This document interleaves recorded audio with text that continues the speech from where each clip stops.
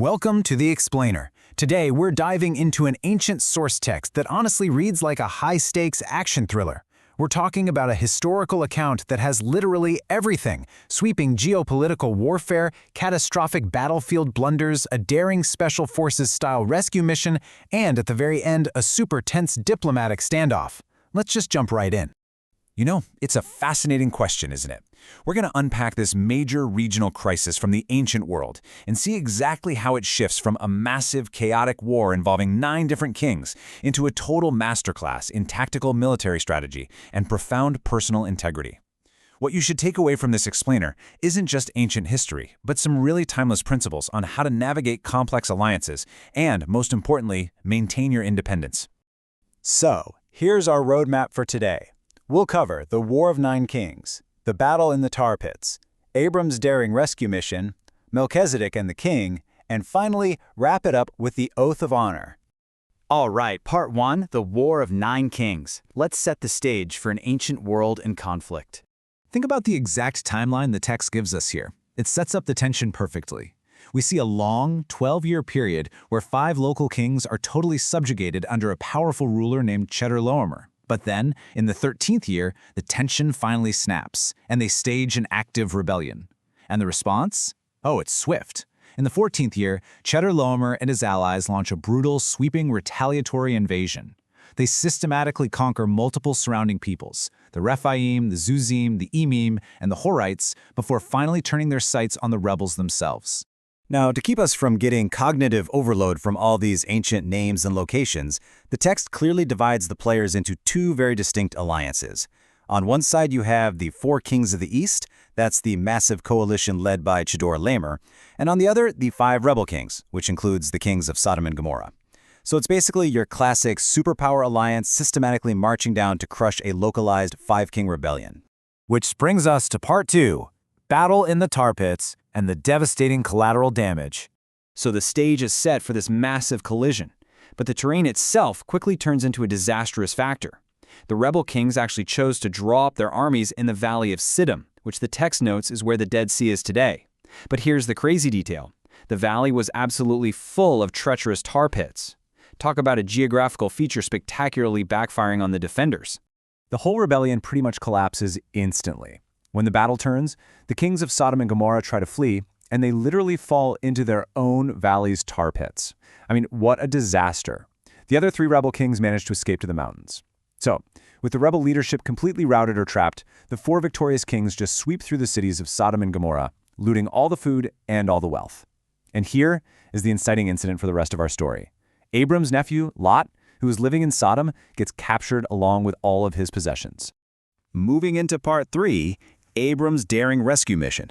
This is where we see a massive tactical pivot. The text suddenly zooms way in, going from macro geopolitics to a highly kinetic, tactical rescue mission triggered by a single survivor. This guy escapes the destruction and runs to report Lot's capture to Abram the Hebrew. Notice, though, Abram isn't just operating alone in a vacuum. He's living near the sacred trees of Mamre the Amorite, and he immediately leverages his local strategic alliances with Mamre, Eshcol, and Aner to quickly mobilize a response. Now, get a load of this number. 318. This brilliantly illustrates the sheer asymmetry of what happens next. Against the combined, battle-hardened forces of 4 victorious armies, Abram calls up a highly specialized, incredibly small force of just 318 fighting men from his own camp. But let's look at his playbook, because his military tactics are incredibly modern. First, he divides his 318 men into groups, creating confusion and allowing him to strike from multiple angles.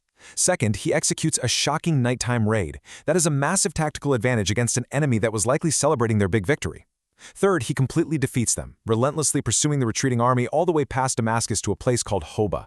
And finally, step 4, he recovers absolutely everything. All the loot, his nephew Lot, the women, and the other prisoners. It is a total, staggering sweep. Okay, Part 4, Melchizedek and the king. Time for a diplomatic showdown. The dust settles on the tactical rescue, and as Abram returns to the Valley of Shava, the pacing slows way down. We enter this incredibly tense, character-driven diplomatic standoff. Abram is met by 2 entirely different figures offering wildly contrasting receptions. On one hand, we have Melchizedek, the king of Sodom, and a priest of the Most High God, who brings out bread and wine and offers this profound blessing, praising God for the victory. On the other hand, you have the recently defeated king of Sodom, and his approach is purely transactional. He essentially says, give me my people back and you can just keep all the loot. Before even addressing the king of Sodom, Abram makes a totally fascinating move. In a striking display of reverence, Abram voluntarily gives a tenth of everything he just recovered to the priest-king Melchizedek. It's a powerful gesture that intentionally shifts the focus entirely away from the spoils of war and personal enrichment and openly acknowledges the higher power that Melchizedek represents. Finally, Part 5, the oath of honor and the high price of keeping your independence. This right here is the emotional and thematic climax of the entire text. Abram has to respond to the king of Sodom's highly tempting offer to just keep the recovered wealth. Swearing a solemn oath to the Most High God, maker of heaven and earth, Abram delivers an absolute, flat-out refusal. He literally says, I will not keep anything of yours, not even a thread or a sandal strap. Why? To ensure the king of Sodom can never, ever claim, I am the one who made Abram rich. Let's break down why this is such a masterstroke of leadership. Abram takes absolutely nothing for personal enrichment. By doing so, he fiercely protects his own independence and totally avoids a compromised alliance with a defeated king. But notice the nuance. While he sacrifices his own payout, he's actually highly pragmatic. He accepts the food his 318 men have already eaten, and he explicitly makes sure his local allies, Aner, Eshcol, and Mamre, receive their fair, rightful share of the spoils. It's a profound statement on integrity. You take care of your people while refusing to let your own success be tied to the strings attached by someone else.